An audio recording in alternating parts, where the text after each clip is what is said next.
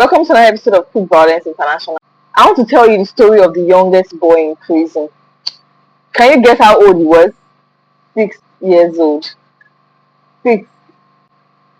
Do you know what he did to earn a sentence to end up in jail? So there was a family of 4, father, mother, a son, and a little daughter.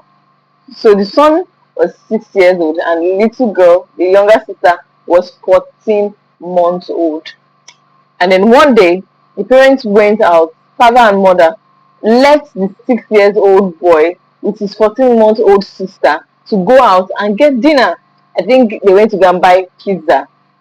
Who leaves a 6 years old at home with an infant? Anyway, that one is topic for another day. Apparently, the parents were gone for only 30 minutes.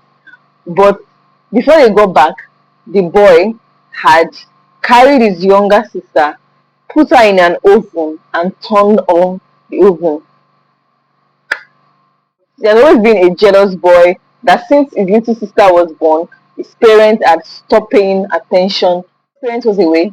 He thought that the best way to get rid of his little sister forever is to put her in an oven, and then his parents will like him again. So when the parents got back, the whole house was filled with the smell of burning flesh, of burning meat. And then when they got back, they ran to the kitchen and saw smoke everywhere.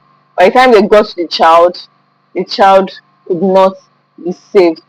The hospitals told them that there was no way that they could save the child, and that was how the little girl lost her life. There was a trial, and the kid was taken to jail and then sentenced to 10 years imprisonment with 1 year. So now this brings me to how would the parents leave a child unattended, to a little child, to another kid? Second, that boy was obviously not in his right state of mind. Which brings me to a very important topic that I wanted to discuss. Is it possible for a parent to love their children equally without making one or the other feel unwanted?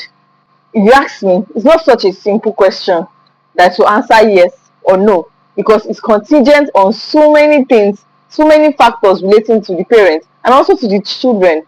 First of all, the children's temperament. You can be living in the same house and even twins, but then their temperament will be different. The way the parents will react to each child will be different. One that is always very angry, and one that is calm. The temperament will differ on how the parents will relate to the kid, and no matter how they try, it will always seem like it is that calm one that they prefer because it's easy to handle.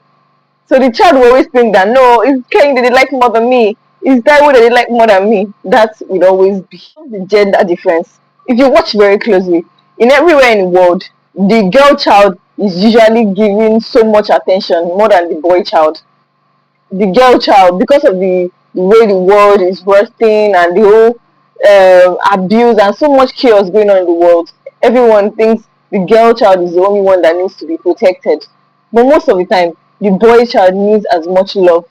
And then when you are living in the same house, and then you find out that the boy child is always feels like as if they pay more attention to the girl, how would the kid not feel like as if he's much loved than the other one?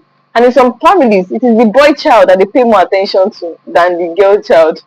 So there's always some sort of gender role bias, not even like in a biased way. The parents don't even know they are doing it. So the balance on how to take care of the kids is so tricky that, in a way, not to offend them, is usually so. I don't think anyone has figured it out yet. One is the economic situation of the parents. This one I relate with very well.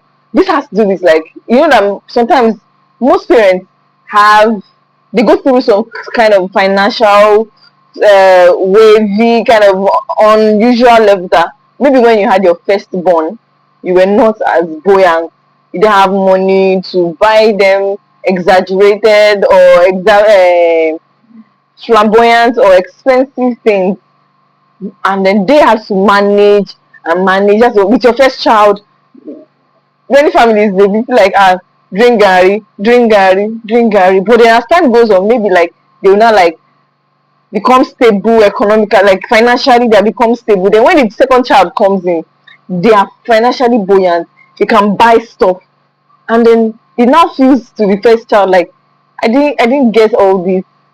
Sometimes it's usually between the gap between the first and the last born self, because it feels like as if I didn't enjoy myself with my parents. My parents did not spend money on me, only the last born.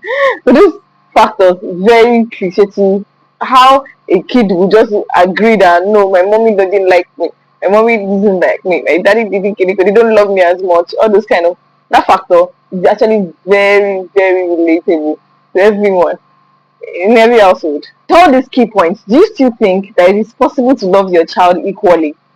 Do you think that there is a way to maneuver and make every child feel unique and special to its parents?